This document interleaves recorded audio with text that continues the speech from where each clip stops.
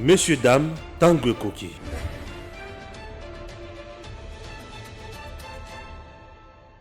Vous rentrez chez vous? Mais bien sûr que oui. Je dors chez vous, je dors chez moi.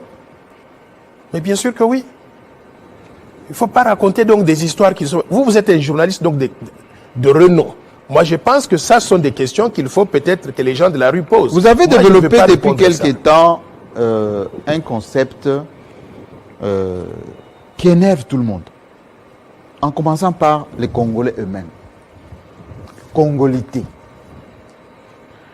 Si vous avez été aux États-Unis, à l'étranger, etc., ceux qui nous suivent en ce moment à l'étranger, des Congolais, se sont mélangés avec les Américains, les Français, les Africains, etc. Tous ces gens défendent les Congos matin, midi, soir. D'autres ont fait des métis qui sont de la deuxième, troisième génération. Qu'est-ce qui vous a piqué, Noël Tchani, de venir ici à Kinshasa et de dire que la prochaine élection présidentielle, il faut être de père et de mère congolaises? Vous avez posé la question, vous me laissez maintenant répondre. Oui. Je voudrais d'abord vous situer dans l'histoire. Nous avons connu des changements dans notre pays. Nous avons connu la période donc des Zaïre-Pays, sous le maréchal Mobutu. Nous avions la constitution de la République du Zaïre. Article 7 de la constitution de la République du Zaïre disait ceci. Ne peut être candidat à la présidence de la République du Zaïre que tout Zaïrois d'origine, virgule, c'est-à-dire né de père et de mère zaïrois. C'était ça l'histoire de la RDC. Les gens sont allés en Afrique du Sud sous l'effet de la manipulation. De père et de mère? De père et de mère zaïrois. Merci. Continuez. Ça, c'est la constitution de la République du Zaïre, article 7. Oui. Ils sont allés en Afrique du Sud, les gens étaient naïfs. Les malins ont enlevé le mot né de père et de mère. Ils ont laissé une nationalité congolais d'origine. Et les autres Congolais, ils ont pensé que ce que ça veut dire, c'est la même chose que sous Mobutu, qui disait être né de père et de mère. Mais ces malins-là, les mafieux-là, aujourd'hui, ils veulent infiltrer dans le système au sommet de l'État des gens qui ne remplissent pas les critères. Même sous Mobutu, ils n'étaient pas éligibles. Maintenant, pourquoi moi je me réveille aujourd'hui? Je suis quelqu'un qui a pu faire des études pour analyser les choses. En analysant la situation, j'ai remarqué que depuis 1996, il y a eu un afflux de militaires étrangers sur le sol congolais. 96. Depuis 1996. Oui. 96-97. Ça a culminé par l'arrivée au pouvoir de M. Laurent Désiré Kabila le 17 mai 1997. Mais pour qu'il arrive au pouvoir, il y a eu les troupes armées du Rwanda, du Burundi et de l'Ouganda qui ont marché sur la RDC. Pour les combattre, M. Laurent Désiré Kabila... Vous allez continuer. Laissez-moi vous poser cette question. Oui. Depuis 1960, il y a eu combien de métissages en RDC? Non, je ne veux pas aller dans ça. Non. Je ne connais pas combien de métissages il y a eu. Alors, si vous ne connaissez pas le nombre de Non, métissages... mais je vous dis simplement que... Attendez d'abord. Oui. J'ai dit, depuis 1960, il y a eu combien de métissages en République démocratique du Congo? Les Congolais qui sont partis en Belgique, aux États-Unis, se marier avec ces pays, ces gens-là, ramener les enfants ici. Combien? Je ne pourrais pas vous donner le nombre. Mais tous ces enfants-là... Il y en a eu quelques-uns. Non, mais laissez-moi... quelques-uns. Vous me posez la question de justifier ce que je propose. Jean-Pierre Bemba, tous les métis qui sont au Congo ici, ils ne sont pas congolais? Mais, messieurs, vous m'avez posé la question pour que je vous explique. Tous les métis qui sont au Congo... Quand vous me laissez terminer ma présentation... Non, parce que vous êtes venu, vous allez seulement en 1996 ici. Moi, je parle de 1960. Vous pouvez me laisser maintenant parler? Oui. Ok. Et je vous ai dit que toutes vous ces armées... Jean Bamanissa? Je ne veux pas aller individualiser. Je ne veux pas individualiser les choses. Laissez-moi d'abord la logique. Si vous ne pouvez pas me laisser, ça ne sert à rien que je sois ici. Continuez. Je vais vous dire une chose que depuis ce temps-là, il y a eu plusieurs militaires rwandais, ougandais qui sont venus ici. Pour les combattre, on a amené des gens qui sont venus d'où? Du Zimbabwe, de l'Angola, d'Afrique du Sud, de la Namibie, des militaires. Et toutes ces armées étrangères-là, avec leurs militaires sur le sol congolais, ont été rejointes par qui? Les armées de tous les pays du monde, venues dans le cadre de la MONUC ou bien de la MONUSCO. Ces armées-là ont fait au passage plusieurs enfants avec des femmes congolaises ou avec des hommes congolais, parfois de gré ou de force, de viol ou pas. On estime, Le chiffre n'est pas connu. Mais on estime environ peut-être 5 millions d'enfants qui sont nés dans ces conditions-là. Ces enfants-là, nous les acceptons, ce sont nos frères, ce sont nos enfants. Ils sont congolais, d'après la constitution congolaise, parce que pour être congolais, il faut être de père ou de mère. Et ils ont droit à tout. Maintenant, nous nous disons, parmi ces enfants, il y a eu aussi des enfants stratégiques. C'est-à-dire que c'est un pays où misait très loin. Vous vous rappelez que Bosco Tanganda régnait sur l'est de la RDC. Ils ont fait tellement d'enfants là-bas, en se disant, ces enfants dans 30 ans, ils sont éligibles pour être président de la République. On va les utiliser pour réaliser ce que le Rwanda, l'Ouganda et d'autres pays n'ont pas pu réaliser par la force militaire. Nous allons infiltrer le sommet de l'État. C'est ainsi que moi, j'ai vu ce danger à venir. Je me dis, si nous ne le faisons pas, on va avoir au sommet de l'État des gens qui ne sont pas 100% loyaux à la République démocratique du Congo. Et s'ils ne sont pas loyaux, en ce moment-là, ils vont infiltrer la RDC, basculer la RDC sous le contrôle du Rwanda, de l'Ouganda ou de notre pays. Non. En ce moment-là, nous sommes foutus. Pourquoi? Parce qu'ils vont balkaniser la RDC, ou bien ils vont mettre... Je vous ai dit tout à l'heure que je suis formé dans les meilleures universités de la planète. Universitaire, qui prend les décisions dans un pays? C'est le président ou c'est l'organisation, le système? Tout le monde prend des décisions. Le président, c'est une personnalité importante dans un pays. Et si vous avez un président qui est traître au sommet de l'État, il va trahir la RDC.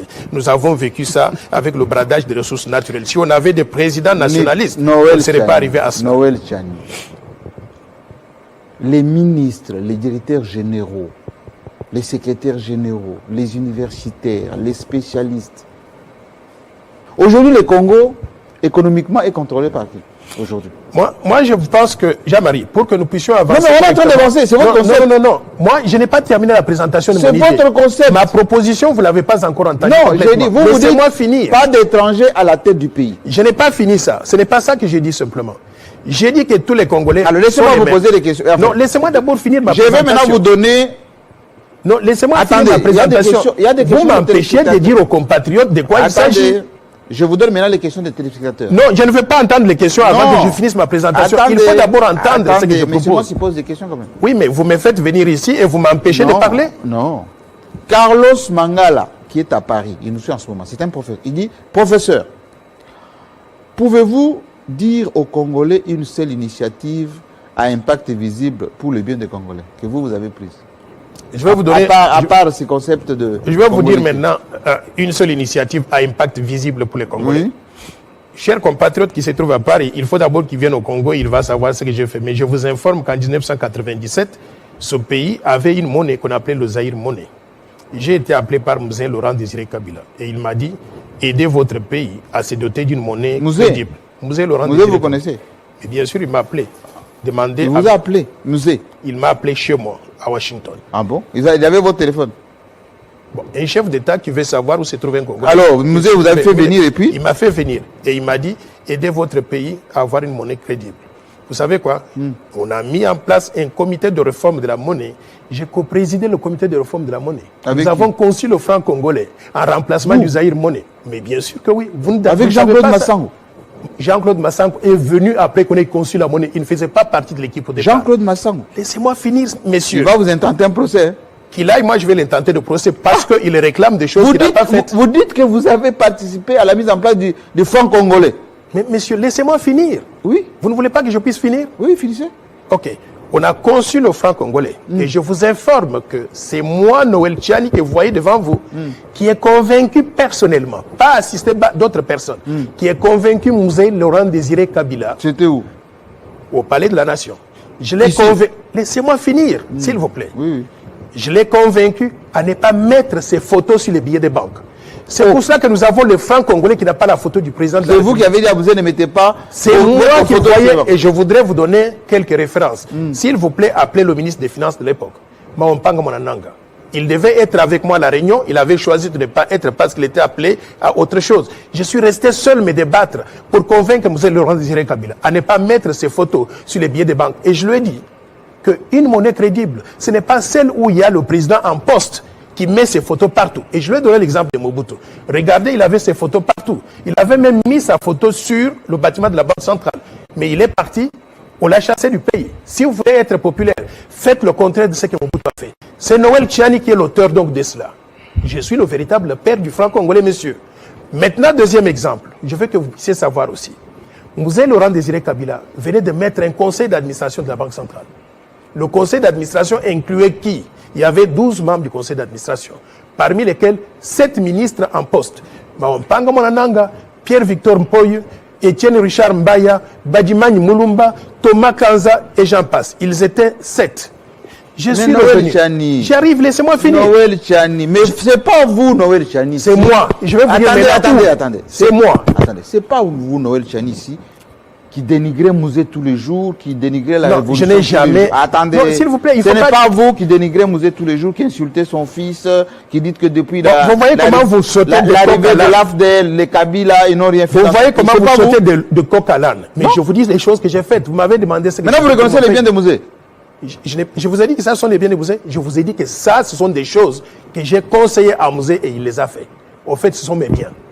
Ah bon, vous avez compris? Pas mais oui. Les non, Francs Congolais, il est le président de la République. C'est moi qui donne le conseil. Et vous savez ce que Mouzé m'avait dit? Tous vos frères là, ils parlaient des ministres. Quand ils viennent ici, ils me disent oui, mettez vos photos partout. La photo doit regarder à droite ou à gauche ou économie socialiste du marché consort. Vous êtes la seule personne à me dire la vérité. Donc, je vais le faire. Et quand j'ai annoncé cela au niveau de la Banque centrale, tout le monde avait applaudi. Voilà la réalisation de Noël Tchiani, basée sur quoi? L'expertise que j'ai développée après avoir fait une thèse de doctorat à l'Université de Paris-Dauphine dans le domaine des banques et des finances. Mais vous ne m'avez pas laissé terminer l'idée, une autre réalisation. Noël Tchiani, qui vous souffle dans l'oreille pour vous attaquer aux métis et aux frères congolais, notamment Moïse Katumbi, qui vous souffle? Vous voulez maintenant que je termine d'abord l'idée, parce que vous m'avez posé une question importante. La deuxième réalisation, j'ai convaincu Mzee Laurent. Attendez, les héritiers de Mzee sont là. Hein? Non, je vais Ils vont vous contredire alors terriblement. Ils peuvent, qu'ils sortent tous, je les attends ici. La vous, deuxième vous dites chose, que vous avez donné des idées à Mzee sur le franc congolais. Mais c'est connu, je vais vous informer. Vous avez des photos? Prenez votre... vous avez des photos? Non, prenez votre ordinateur. Oui. Allez sur ordinateur. Oui. Et mettez simplement Noël Tchiani, Arthur Malumalu, Reuters, franc congolais. Vous allez voir un article publié par Reuters en ce moment-là. Disant que c'est le père du franc congolais. La personne qui annonçait même la conception du franc congolais et demandait à tous ceux qui étaient présents, ils vont vous confirmer. On va vous ramasser demain sur l'internet, vous allez voir. Moi, je voudrais bien voir qui osera soulever son petit doigt. Personne ne va vous ramasser. Alors répondez à la question maintenant. Père du franc congolais. Qui vous souffle dans l'oreille? Vous ne m'avez pas laissé terminer la deuxième réalisation, s'il vous plaît. La deuxième réalisation, j'ai convaincu le président. J'ai convaincu le président de la République à enlever le président de la République, Mzee Laurent Désiré Kabila, a enlevé du conseil d'administration de la Banque centrale tous les membres du gouvernement. Parce que c'était contraire au principe de l'indépendance de la banque. Il y avait 7 membres sur 12. Quand je lui ai expliqué, il a dit, vous savez quoi, ils ne vont plus se réunir. Les ministres étaient très fâchés contre moi en me disant, nous nous réunissons chaque semaine. Mais sur le plateau, vous dites des choses comme ça. Mais bien sûr, c'est la vérité. Vous pensez que moi, je suis un petit garçon venu ici raconter n'importe quoi? On va vous ramasser demain. Je voudrais bien les voir. Répondez à la question maintenant. Ça, ce sont des deux réalisations très importantes pour mon pays. Vous savez pourquoi je le faisais? En prenant tous les risques d'être impopulaire au vous avez dit que les Kabila parce que l'intérêt de mon pays était en jeu. Et j'ai toujours fait ce qui était dans l'intérêt de mon pays. Maintenant, posez la question. La question est, qui vous souffle pour que vous vous attaquiez à Moïse Katumbi, à tous les métis du Congo? Les gens qui parlent comme ça, ce sont des illettrés qui ne comprennent pas quand on fait la distinction entre un intérêt général et un intérêt privé. Moi, je ne suis pas là pour défendre... Vous avez défendre... fait de Katumbi? Vous m'avez posé une question. Est-ce que vous pouvez me laisser parler? Répondez. Les gens qui réfléchissent comme ça... Vous avez peur de Katumbi? Les gens qui réfléchissent... Regardez, il est là. Vous savez quoi? C'est moi qui l'ai présenté à Étienne Tshisekedi. Il ne voulait pas le recevoir. Ah bon? Il est venu à Bruxelles. Je l'ai rencontré chez lui mais dans son appartement. Vous avez tout fait. Hein? Mais laissez-moi finir parce que vous me posez la question. Vous pensez que je suis né de la dernière pluie. Il m'a demandé d'organiser la rencontre avec Étienne Tshisekedi qui ne voulait pas le voir. Il était encore donc dans le G7. Je suis allé et il y a des témoins pour ça. Louis Michel à Bruxelles, il est au courant de ça. Salomon Kalondela qui est avec lui, son conseiller, il était au courant de ça. Je suis allé, j'ai appelé le vieux. Je lui ai dit, il était en convalescence à ce moment-là. Je lui ai dit, il y a Moïse Katumbi qui est ici, qui souhaiterait donc vous rencontrer. Non, je ne vais pas le voir. C'est la Kabylie. Je lui ai dit, s'il vous plaît, Il a des choses peut-être sur lesquelles on peut travailler ensemble. Je vous demande l'indulgence. Recevez-le, écoutez-le d'abord. Et vous savez quoi? J'ai voyagé aux États-Unis de Bruxelles le jour suivant. J'ai appelé le fils de Dr Etienne Tshisekedi, le frère du président Félix-Antoine Tshisekedi. Il s'appelle Roger. Il est vivant, vous pouvez l'appeler. Je lui ai dit, s'il vous plaît, venez. J'ai un message pour le chef, j'ai parlé avec lui au téléphone, mais je vais mettre ça par écrit pour qu'il puisse voir exactement ce que j'ai comme idée et pourquoi je demande donc qu'il puisse le rencontrer. Roger est venu à mon hôtel, c'était l'hôtel Zoom à Bruxelles. J'ai pris la lettre, je lui ai donné, il a donné à son papa et moi j'ai pris l'avion, je suis allé à Bruxelles. Donc c'est comme ça qu'il a été reçu. C'est vous qui avez introduit Moïse Katumbi chez C'est moi qui l'ai. Donc vous avez plus de relations que Katebe Katoto, plus de relations. Je ne connais pas les relations qu'ils ont, mais je vous dis moi ce qu'il m'avait demandé. Mais Moïse Katumbi était déjà grand leader. Il était déjà en contact avec toute la famille Tshisekedi, il était en contact avec le fils de Tshisekedi. Il y a eu quand même un début. Il y a eu un début. Ah, ok, il y a eu un début. Demandez-lui, je peux vous envoyer la photo qu'on a prise. Est-ce que Moïse Katumbi vous connaît?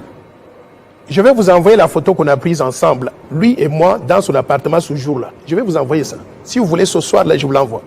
Pourquoi vous êtes contre lui aujourd'hui? Mais je vous ai dit que je suis contre lui. Oui. Quand on fait une loi pour un pays, on ne vise pas un individu. Qui vous envoie pour vous attaquer à Katumbi? Mais monsieur, vous me posez des questions dans tous les sens. Allez-y. Je vous ai dit encore une fois de plus, j'ai vu l'intérêt de mon pays. Si l'intérêt de mon pays, pour qu'il soit préservé, il faut qu'on fasse une loi. Cette loi, elle est impersonnelle. Il n'y a personne qui est visé. Ce qu'ils sont en train de faire là, ça montre très clairement qu'ils ne visent pas l'intérêt général. Moi, je vois l'intérêt général. Je vois que la souveraineté du pays est en danger. Pour la protéger, nous devons verrouiller l'accès à ces fonctions-là. Est-ce que moi, je vous ai parlé de métis ici? Mais ceux qui sont peines de père et de mère, qui n'ont pas de père. Vous savez qu'en Côte d'Ivoire, ça crée beaucoup de problèmes. Je vais vous dire une chose. Vous m'avez dit, avant que je vienne ici, vous m'avez dit que vous avez des enfants avec une femme du Congo-Brazzaville, du Cameroun, d'un autre pays encore africain. Ces enfants-là, ce sont des métis dans le sens dont vous définissez. Et qui sont congolais. Mais ce sont des Congolais. Ils doivent être pleinement congolais parce que leur papa est congolais. Je voudrais vous dire deux exemples. Comme Sarkozy. Laissez-moi maintenant vous donner deux exemples pour illustrer mon propos. Parce que vous voulez m'embrouiller et on ne va pas avancer. Obama. Vous voulez m'embrouiller mais on ne va pas avancer. Non. Donc laissez-moi, je vais vous donner un exemple. Oui. Le premier exemple, c'est la Zambie ici à côté. Il y avait le président Sata avec un vice-président qu'on appelait M. Scott. Quand le président Sata est mort, il a fallu qu'on puisse organiser les élections pour avoir un président permanent. Le président Scott, qui était d'origine écossaise, un blanc, il a voulu se présenter. Vous savez que les Zambiens lui ont dit. Ils lui ont dit, vous pouvez tout faire sauf être président de la Zambie. Ce poste-là est réservé aux Zambiens de père et de mère. Il n'a pas pu se présenter. Vous connaissez notre président, comment il s'appelle? J'arrive. Ça, non, il ne faut pas me donner l'exemple des Zambiens. Ça, c'est un exemple. Non, il faut bien que vous puissiez suivre les exemples. Oui. Deuxième exemple important. Il y a une dame, Anne-Marie Makombo, que je salue au passage, qui a fait un témoignage assez éloquent. Mais elle dit, elle a un enfant avec un Camerounais.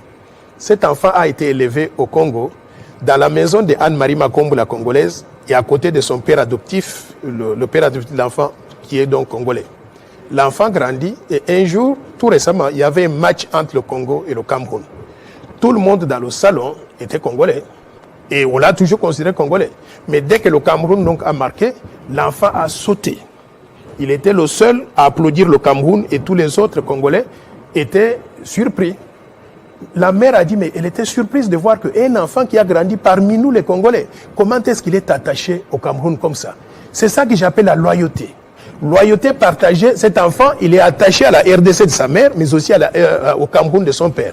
Au niveau de la présidence de la République, si cela arrivait, ça peut être fatal pour un pays. Nous voulons nous assurer que les Congolais de père et de mère ou des mères puissent faire tout, sauf dans ces niveaux de souveraineté-là, où ils doivent avoir la loyauté 100% à l'égard de la RDC. Pas de loyauté partagée. Vous connaissez notre président de la République? Oui. Lorsqu'il y a eu les débats ici sur des pères et des mères, in extenso, le son existe. Il a dit, moi, Félix Tshisekedi, ma mère à moi, a du sang angolais. Aujourd'hui, le président de la République. Donc, avec votre loi là, Félix Tshisekedi ne peut pas être président de ce pays. Ça, c'est faux. Maman Marthe, elle est kassaïenne. Je connais Maman Marthe très bien. Bon, qu'est-ce qu'a dit Félix Tshisekedi? Non, elle est kassaïenne. Bon, je ne fais pas. Si vous voulez aller dans la ligue, si vous voulez aller dans la ligne. Non, lui, notre président, il a dit ça. Vous êtes mieux que lui? Bon, je ne connais pas ce qu'il a dit. Moi, je n'étais pas là quand il a dit. Mais je vous dis simplement. Vous voulez que je vous donne le son? Je connais Maman Marthe. Elle est kassaïenne. Non, lui, non, je ne parle pas de moi. L'autre président, il a dit ça. Je ne vais pas personnaliser les débats. Parce que si vous voulez prendre des cas. Si on suit votre concept, notre président n'a pas droit d'être président? Monsieur, moi je pense que vous aurez dû me laisser d'abord terminer l'idée parce que vous n'avez même pas toute l'idée complète. Non, je vous donne l'exemple de notre président. Mais je vous dis et je il vous ai a dit répondu. ceci. Je vous ai répondu. Moi, Félix Tshisekedi, ma mère a dit sang angolais. À ma connaissance, Maman Marthe, elle est kassaïenne. C'est ça que je connais. Si vous avez d'autres informations, c'est à vous donc de partager ça avec les gens. Mais à mes connaissances. J'ai dit bien, c'est notre président qui l'a dit, c'est pas moi. De toutes les façons, la loi que je suis en train de proposer, elle s'applique à tout le monde. Le président Félix est déjà président de la République. On ne va pas votre loi. Non, elle n'est pas rétroactive. La loi n'est pas rétroactive. Ah, c'est pour le futur. C'est pour le futur. Mais ça, c'est tout à fait c'est normal. discriminatoire ce que vous faites là. Non, et je vais vous dire maintenant pourquoi vous parlez de la discrimination. Et je vais vous dire que parfois, il faut de la discrimination positive pour sauver un pays. Vous savez le nombre de métis dans ce pays? Mais messieurs, laissez-moi parler, s'il vous plaît. Vous savez, par exemple, aux États-Unis, on a fait la discrimination positive comment?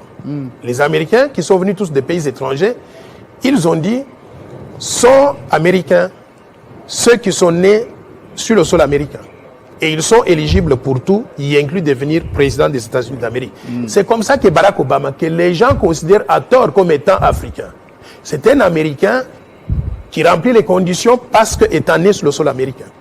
Cet Américain-là, Barack Obama, ou bien Bill Clinton, ou bien John F. Kennedy, ils sont éligibles pour devenir président des États-Unis. Les mêmes Américains-là qui parlent de la discrimination positive ou négative, ils ont dit maintenant tous les autres Américains qui sont venus d'autres pays étrangers, tels que Madeleine Albright, Henry Kissinger. Vous savez, Henry Kissinger, c'était le plus brillant de tous les secrétaires d'État jamais connus par les États-Unis. Mais au-delà de cela, Arnold Schwarzenegger, ils sont venus donc de l'extérieur. Ces gens-là ne sont pas éligibles pour devenir président des États-Unis. Ils peuvent tout faire, sauf devenir président des États-Unis. Si chez eux, on a exclu près de 75 millions d'Américains dans ces conditions, vous avez la phobie des Rwandais. Vous croyez qu'ici, nous devons, ici... Noël Chani, vous avez la phobie des Rwandais. La phobie des Rwandais. Oui. Mais quel est le Congolais qui n'a pas la phobie des Rwandais? Vous voulez que le Rwandais donc vienne nous diriger aujourd'hui? Je suis comme tous les autres Congolais et c'est ça qui prouve que je suis véritablement Congolais. Les Rwandais nous ont causé beaucoup de tort. Si vous ne voyez pas ça, vous êtes aveugle. Les Congolais ne veulent pas qu'un Rwandais, 50%... Regarde, je vous donne un exemple. Vous avez connu James Kabarebe.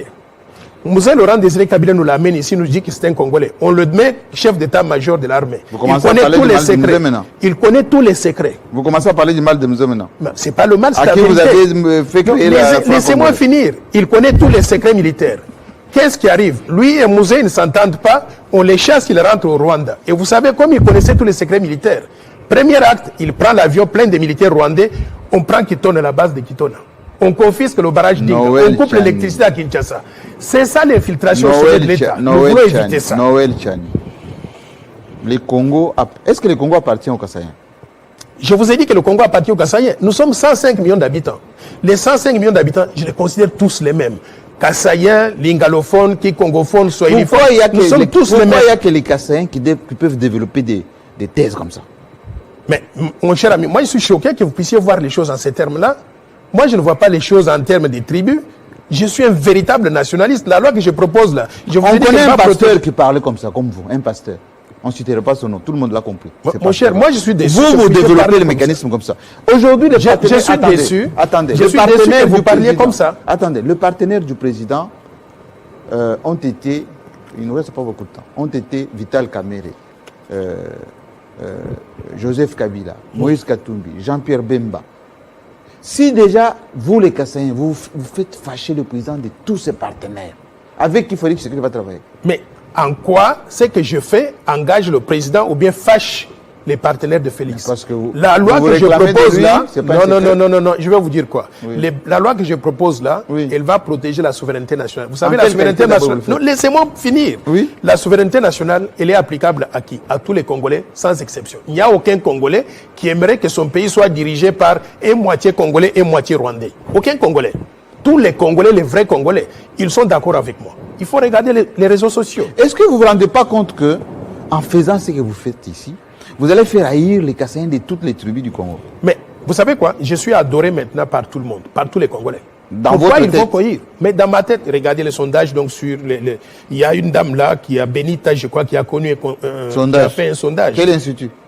Bon, je peux vous envoyer les résultats. Ça Mais n'existe jusqu'à pas. présent, là, je Ça vis n'existe 62% pas. Ça n'existe en faveur de la loi. D'abord, il y a quelqu'un qui vous a posé la question ici.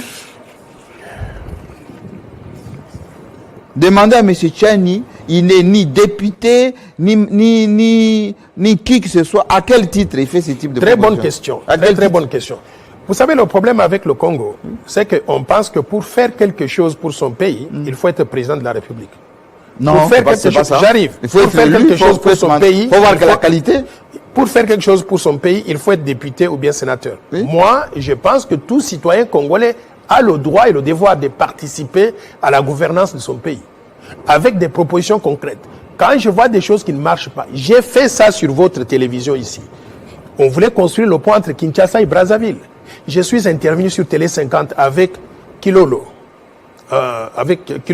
le journaliste Kilolo, pour dire, si on construit ce pont-là aujourd'hui, on va mettre en faillite le port de Matadi et de Boma. Vous étiez le premier à faire ça. Et on va empêcher... Les gens de Bakongo manifestent depuis. Hein. J'étais l'un Ils des vous ont pas premiers et attendu. j'ai été appelé par les gens de Bas-Congo. Non. Mon cher, je voudrais que vous appeliez Ça professeur fait Lusolo longtemps Badi. que les gens de Appelez Bakongo Lusolo ont Badi. développé ça depuis Appelez longtemps. Lusolo Badi. Arrêtez de vous... Oui, laissez-moi. D'avoir la Quand j'ai paternité parlé de des cette choses. façon-là, beaucoup de gens ont suivi. Et par conséquent, on a retardé la construction du pont à plus tard. C'était quoi ma contribution en tant que citoyen congolais? Donc, dans tous les domaines, je peux intervenir. J'ai fait la proposition du plan Marshall. Vous veniez de me demander tout à l'heure, là, le plan Marshall, c'est quoi? J'ai fait cette c'est proposition-là pour que les gens utilisent les idées ou bien qu'on puisse développer la RDC. Donc, j'ai fait cette proposition de loi Noël en tant que Chani. citoyen Noël congolais Chani. et j'invite tous les autres citoyens Noël Chani. à participer aussi. Question, il nous reste 5 minutes. Question.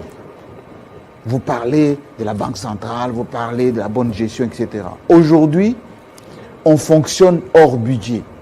Aujourd'hui, il y a des détournements partout. Dans le gouvernement qu'il y a. Pas les gouvernements avant, ici, maintenant. Dépassement des budgets, partout.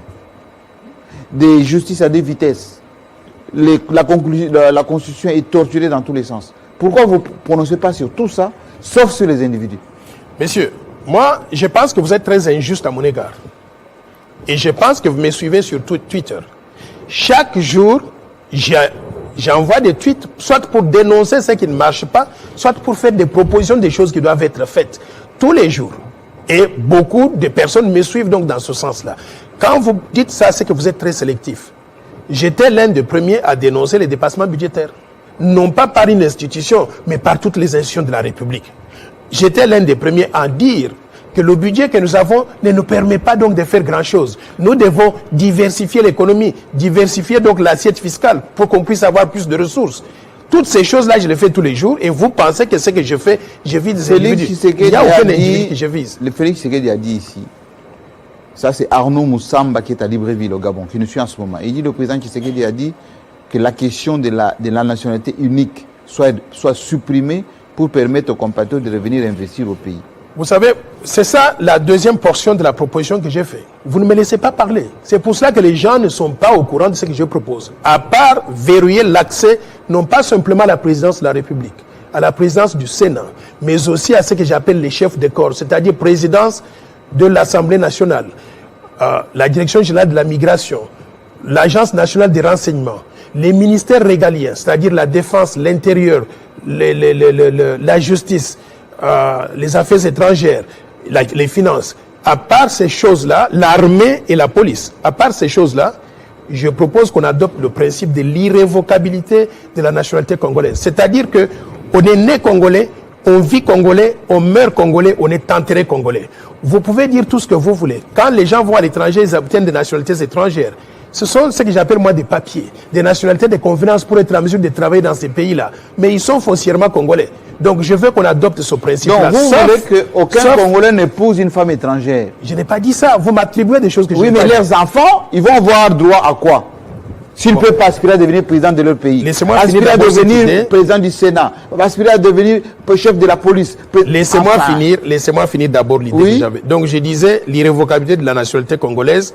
Maintenant, donc c'est le principe de la double nationalité ou multinationalité comme disent les Congolais, sauf avec les pays voisins. Pourquoi? Parce que nous avons connu une histoire. L'histoire donc d'occupation. C'est-à-dire qu'on n'a pas encore établi un climat de confiance entre nous et certains voisins.